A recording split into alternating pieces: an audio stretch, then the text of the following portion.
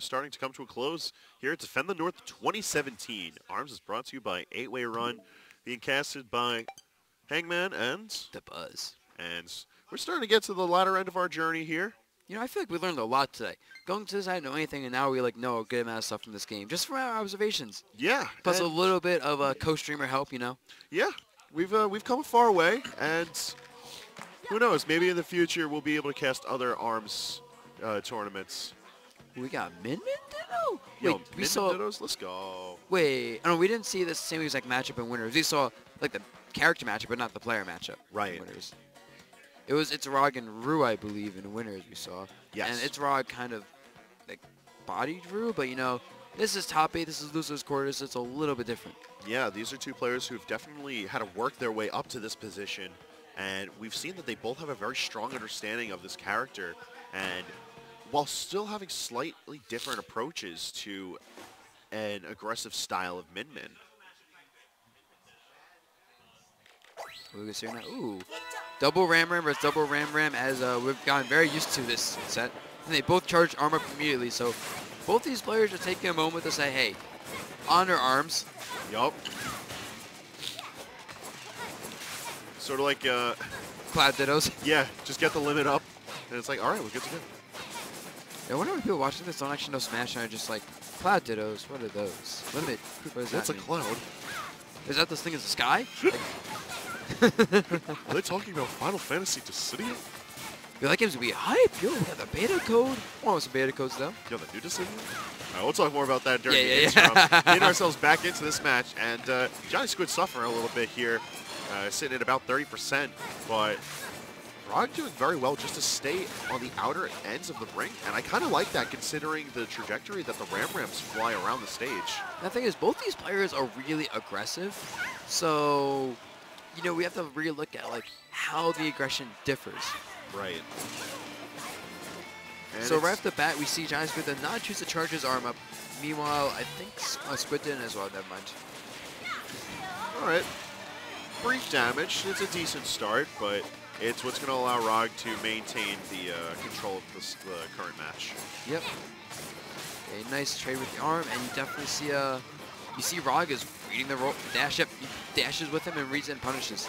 Right there, trying to read the dash and punch. And you see Rog just constantly moving with Johnny Squid's dash. And Johnny Squid is trying to dash first, and Rog's ready for it. Meanwhile, Johnny Squid is trying to attack Rog where he is.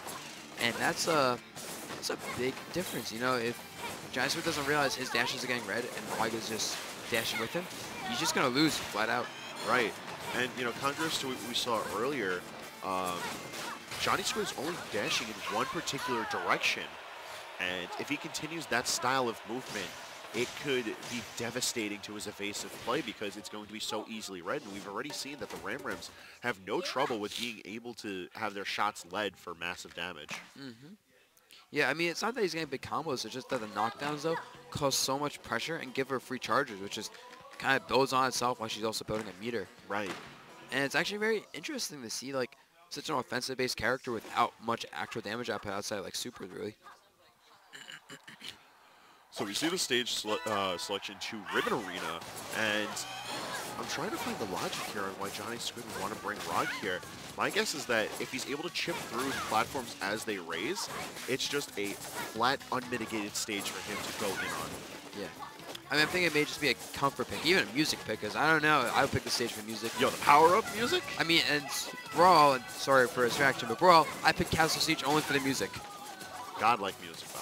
Yep. Yo, and you see right now, though, that kind of same thing as before, where now at this time Rog is just dashing preemptively and hitting Johnny Squid as he keeps trying to hit where Rog is and not where he's moving. And Johnny Squid really is just focusing on the target in front of him. And it's almost like Rog's using a double team. Like, where am I? Am I here? Am I here? Am I there? Am I somewhere else? Doesn't matter. You can't hit me, and I'm hitting you. Free. Yeah, he's staying evasive. He's using the stage strengths more to his advantage, and it's honestly, it's looking like his counter pick on Johnny Squid. Oh my God! I'm having too much fun with this fidget spinner. So they're going immediately right back into it. No arm switches. The double Ram Ram just seems to be the best option in this case. And Rog's sort of running away with this right now. Yeah, no. Yep, he calls out the jump away. And the thing is, Johnny Squid isn't even getting time to do the jump invincible dash. And that's a really big deal. reads the tech roll forward, grabs, and this might be we're actually looking at what could be a perfect. This would be quite the devastating perfect, but we're en route for it, and What? Wow, that broke his arm. That's it. Right. Yeah. It's just too much pressure and That's a done deal right there. gone. I mean, that was a good effort by Johnny Squid, but Rog showing that he is the min to beat this event. Yeah, he's going to be moving on. Johnny Squid is going to have to swim his way home.